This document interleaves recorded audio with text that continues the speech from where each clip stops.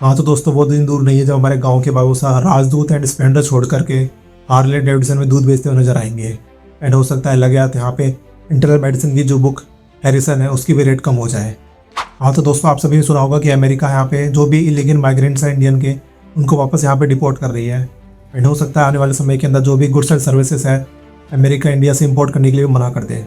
Donald Trump नाम सुन के Donald टक समझाया क्या? ये वो डोनाल्ड ट्रम्प नहीं है जो कभी WWE के अंदर सीएम पंक के बाल ट्रिम करने के लिए फेमस थे। ये अब लीडरशिप ले चुके हैं एंड पता नहीं अब कितने देशों के यहाँ पे हेयर ट्रिम करने वाले हैं। ये वाला डिस्क्लेमर पढ़ लिया क्या? अगर नहीं पढ़ा दोबारा जाके पढ़िए क्योंकि ये हमारा अनफिल्टर्ड शो होने वाला है एंड हो सकता है कि कुछ वर्ड यहाँ पे ऊपर नीचे हो जाए and this will be the less edited video. So please make sure to read the disclaimer completely. And आप सभी को पता होगा इंडिया और अमेरिका के बीच में यहाँ पे रेसिप्रोकल टैरिफ की बात चल रही है। एंड पर्टिकुलरली जो ट्रेड टैरिफ्स हैं ये तब लगाए जा रहे हैं जब यहाँ पे मोदी जी अमेरिका के लिए विजिट पे गए हुए थे। एंड पर्टिकुलरली देखेंगे इस वीडियो में हम किस तरीके से यहाँ पे जो रेसिप्रोकल टैरिफ काम करता है एंड पर्टिकुलरली प्रीवियस क्या क्या स्टेट रहे हैं यहाँ पे इंपोर्ट और एक्सपोर्ट को लेके इंडिया एंड अमेरिका के बीच में। एंड एक्चुअल में क्या रीज़न है कि जस्ट मोदी के वहाँ पे अमेरिका पहुँचने से पहले ये डिसीजन लिया गया है। एंड हम बात करेंगे लास्ट में इस पे जो हमारे जो आम आदमी है उसमें क्या इम्पैक्ट पड़ने वाला है इंक्लूडिंग मी, क्योंकि यूट्यूब से भी मेरा पैसा आना चालू नहीं हुआ है क्योंकि आप सब्सक्राइब नहीं कर रहे हैं एंड इसलिए मैं यहाँ पे अमीर नहीं बना हुआ अभी। तो चलिए शुरू करते हैं किस तरीके से डोनाल्ड ट्रम्प ने नरेंद्र मोदी को बैक स्टैप किया है। एंड ये बात शुरुआत होती है यहाँ पे ट्रेड टैरिफ को लेके। पर्टिकुलर ट्रेड टैरिफ एक ऐसी चीज़ होती है जहाँ पे एक तरीके से गवर्नमेंट टैक्सेशन होता है जो कि इंपोर्ट और एक्सपोर्ट जो भी दो कंट्री के बीच में होता है उस पर लागू होता है। जैसे पर्टिकुलर रिस्ट्रिक्शंस वगैरह भी होते हैं एंड ये चीज़ डायरेक्टली यहाँ पे इन्वेस्टर वगैरह इन सबको भी यहाँ पे अफेक्ट करती है। कंपनी की जो प्रोडक्ट और जो भी मैन्युफैक्चरिंग होती है उसको भी काफ़ी ज़्यादा अफेक्ट करती है। इस तरीके से कौन सी कंपनी में कंपनी सेटअप करेगी या फिर वो अपने खुद की कंपनी या कंट्री से वहाँ पे प्रोडक्ट को बेचेगी, वो सब कुछ पर डिपेंड करता है कि उस देश के यहाँ पे इंपोर्ट ड्यूटीज वगैरह एंड टैरिफ किस तरीके से है। एंड पर्टिकुलरली यहाँ पे बात चल रही है रेसिप्रोकल टैरिफ को लेके। एंड पर्टिकुलरली रेसिप्रोकल टैरिफ ऐसा होता है कि आप सभी को पता होगा कि ऑन एवरेज अगर आप इंडिया जो भी यहाँ पे इंपोर्ट करके मंगाता है प्रोडक्ट यहाँ पे इंडिया में जो कि मैन्युफैक्चर्ड होती है अमेरिका के द्वारा, उसमें ऑन एवरेज यहाँ पे 9% टैरिफ लगाता है। बट अगर यहाँ पे बात करें सिमिलरली अमेरिका जो कि इंपोर्ट करता है इंडिया से, वो सिर्फ वहाँ पे एवरेज के तौर पे 3% लगाता है। ये हमें ऐसा नहीं होता कि 9% होगा या 3% होगा, ये पर्टिकुलरली गुड एंड सर्विस पे डिपेंड करता है। जिस तरीके से आप सभी को पता होगा कि हार्ले डेविडसन की जो रेट है वो 50% तक वहाँ पर टैरिफ रहता है। पर्टिकुलरली अब तो यहाँ पे कम कर दिया गया है, 40% तक लिया गया है, बट स्टिल 40% काफ़ी ज़्यादा हाई होता है। एंड इसलिए मैं आपको बता रहा था कि आने वाले समय में ऐसा हो सकता है कि रेसिप्रोकल टैरिफ के नाम पर हार्ले डेविडसन की रेट कम हो जाएगी एंड आपको गाँव के अंदर यहाँ पे हार्ले डेविडसन नज़र आ सकती है। इट्स अ जोक, अभी तो नहीं होने वाला जल्दी। सो रेसिप्रोकल टैरिफ में ये कहना चाहते थे कि वो भी ये चाहते थे कि अगर इंडिया हमारे पे प्रोडक्ट पे 9% यहाँ पे टैरिफ लगा रहा है तो हमें भी इक्वली यहाँ पे टैरिफ लगाना चाहिए अमेरिका इंडिया पर भी, ताकि इंडिया से जो भी इंपोर्ट होकर प्रोडक्ट आए अमेरिका में वो भी सिमिलर वहाँ पे टैरिफ उनको पे करना पड़े। बात करते हैं ऐसे कौन से सेक्टर के प्रोडक्ट्स हैं जो कि यहाँ पे अमेरिका और इंडिया के बीच में यहाँ पे ट्रेड किए जाते हैं। तो बात करें इंडिया से एक्सपोर्ट होने वाले यूएस में यहाँ पे जो प्रोडक्ट्स हैं मेजर उसका जो सेगमेंट है वहाँ पे मेडिकल इक्विपमेंट से रिलेटेड आता है, पर्टिकुलर मेडिसिन वगैरह सब कुछ में कवर होती है। दूसरा जो है मेजर सेगमेंट है वहाँ पे ब्रॉडकास्टिंग इक्विपमेंट से लेके है, इस तरीके से वहाँ पे सेमीकंडक्टर डिवाइसेस आते हैं, ट्रांसमीटर आते हैं, इसके अलावा यहाँ पे इंसुलेटेड वायर आते हैं। पर्टिकुलरली थर्ड टाइप की बात करें जो कि मेजर वहाँ पे सेगमेंट है जो कि इंडिया से अमेरिका में सप्लाई होता है, वो आपको पता होगा डायमंड एंड ज्वेलर्स का। एंड इसके अलावा यहाँ पे आपको रिफाइंड पेट्रोलियम है वो भी इंडिया से अमेरिका में एक्सपोर्ट की जाता है। एंड इसके अलावा बाकी जो बहुत 3-4% जो सेगमेंट है वहाँ पे हाउस होल्ड से रिलेटेड टी शर्ट वगैरह बाकी सब चीज़ों के अंदर आता है। तो बात करते हैं अब जो अमेरिका से ऐसी कौन सी चीज़ जो इंडिया में एक्सपोर्ट होती है। तो पर्टिकुलरली यहाँ पे जो मेजर सेगमेंट है वो यहाँ पे क्रूड पेट्रोलियम को लेकर है। एंड इसके अलावा कोल के ब्लॉक्स हैं, इसको ब्रेकवेट बोलते हैं, जो कि कोल के ब्लॉक होते हैं जो कि वहाँ पे अमेरिका से इंडिया में ट्रांसफ़र किए जाते हैं। इसके अलावा गैस टर्बाइन हो गया जो कि गैस के जो पाइपलाइन से रिलेटेड जो भी आइटम है वहाँ पे आता है। एंड फोर्थ यहाँ पे आता है petroleum Coke and gas. And fifth आता है अपना कोल टार ऑयल। इसके अलावा और भी कुछ है छोटे मोटे, मेनली ये चीज़ होती है जहाँ पे अमेरिका एंड इंडिया के बीच में एक्सपोर्ट एंड इम्पोर्ट होती है। अब हम बात करते हैं ऐसा क्यों हो रहा है यहाँ पे रेसिप्रोकल टैरिफ लगाया जा रहा है। सो पर्टिकुलरली एक वर्ड होता है ट्रेड डेफिशिएट, आपको देखने को मिलेगा जिस तरीके से दो देशों के बीच में यहाँ पे म्यूचुअल ट्रेडिंग होती है जो पर्टिकुलर गुड एंड सर्विसेज की, वहाँ पे ट्रेड डेफिशिएट होता है। ये वो होता है यहाँ पे एक्सपोर्ट और इंपोर्ट के बीच में डिफरेंस का। सो पर्टिकुलरली दो सिचुएशन में देखते हैं यहाँ पे। सबसे पहले यहाँ पे इंडिया और अमेरिका के बीच में देखते हैं। सो इंडिया यहाँ पे एक्सपोर्ट करता है $87.4 बिलियन का प्रोडक्ट अमेरिका को, एंड अमेरिका यहाँ पे इंडिया के अंदर एक्सपोर्ट करता है $41.8 बिलियन। सो पर्टिकुलरली यहाँ पे ट्रेड डेफिशिएंट ऑलमोस्ट $45 बिलियन का रहा है 2024 के अंदर। एंड सिमिलर सिचुएशन को यहाँ पे देखिए अमेरिका और इंडिया के बीच में, वहाँ पे $185 बिलियन का रहा है। एंड यहाँ पे इंडिया यहाँ पे नेगेटिव टर्म के अंदर है। इसका मतलब इंडिया यहाँ पे इंपोर्ट ज़्यादा कर रहा है then exporting to China. But particularly US के केस में यहाँ पे उल्टा हो रहा है। इंडिया यहाँ पे अच्छी पोजीशन में है एंड अमेरिका ये नहीं चाहता है। अमेरिका यहाँ पे ट्रेड डेफिसिट को बहाना मार के रेसिप्रोकल टैरिफ लगाना चाहता है।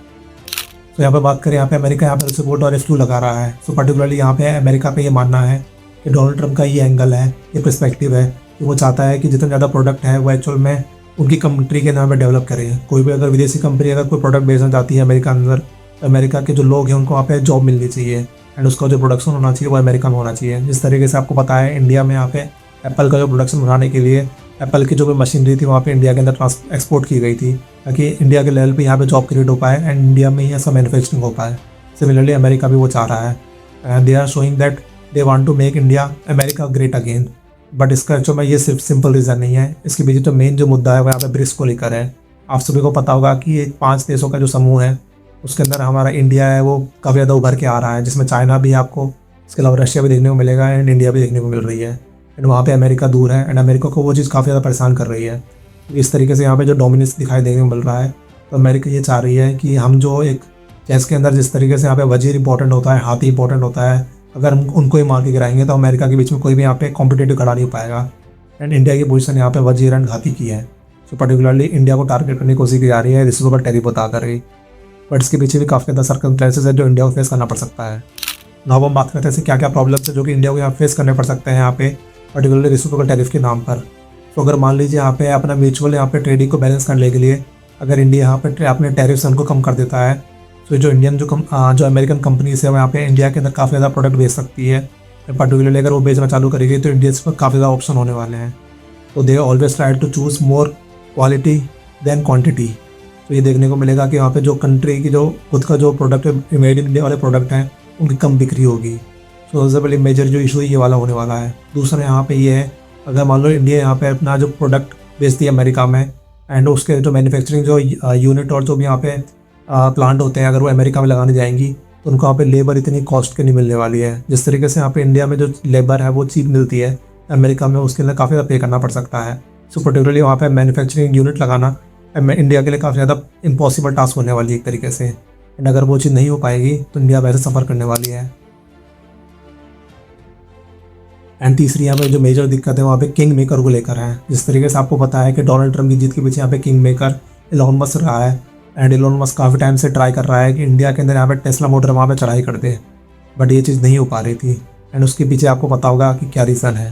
पर्टिकुलरली इंडियन जो भी सेगमेंट है कार का सेगमेंट, वो टोटली वहाँ पे डिस्टर्ब हो जाएगा अगर टेस्ला ने यहाँ पे एंट्री मान ली।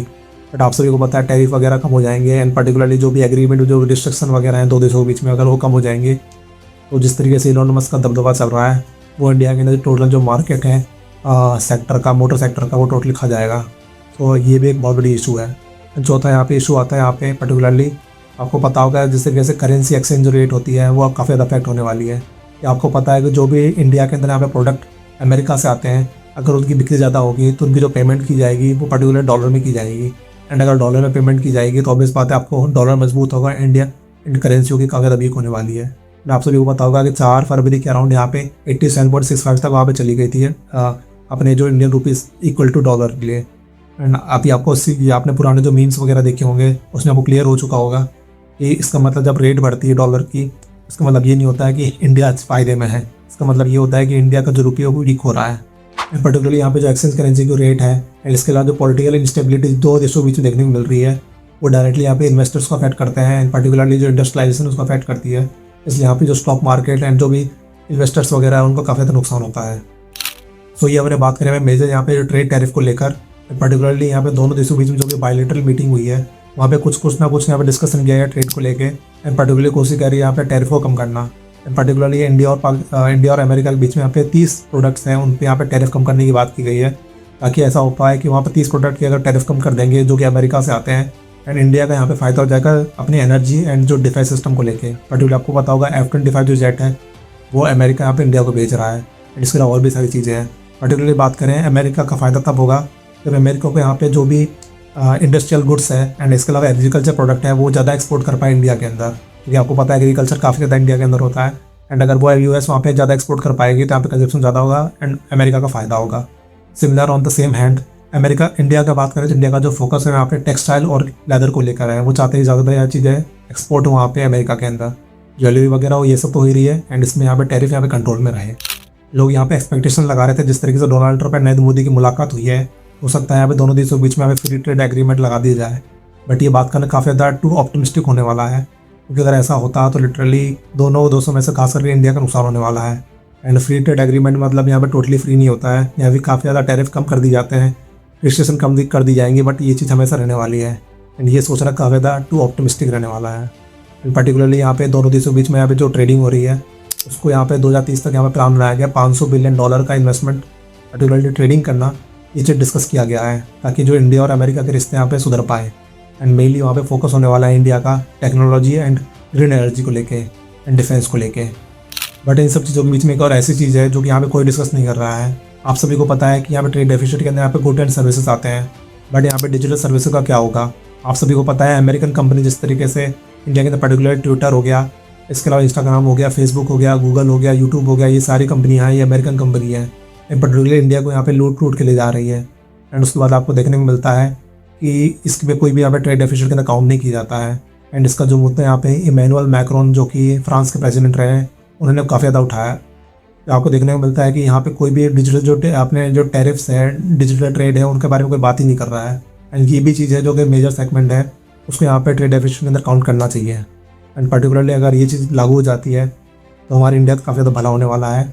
एंड पर्टिकुलरली यूट्यूब वगैरह जो भी सोशल साइट्स है, अगर इनका टैरिफ लग जाएगा तो आप सभी को पता है रणवीर अलाहाबादिया एंड इस तरीके से जो भी किस्से हैं वो कम हो जाएंगे। क्योंकि यहाँ पर्टिकुलरली बोलते हैं ना ऐसा कि more study more confusion, less study no confusion. तो यहाँ पे यूट्यूब और सोशल साइट वगैरह कम हो जाएगी तो ऑब्वियस बात है कंट्रोवर्सी एंड यहाँ पे जो बोलते हैं इन्फ्लुएंस करना यंग जनरेशन को, छोटे बच्चों को, वो अपने आप कम हो जाएगा।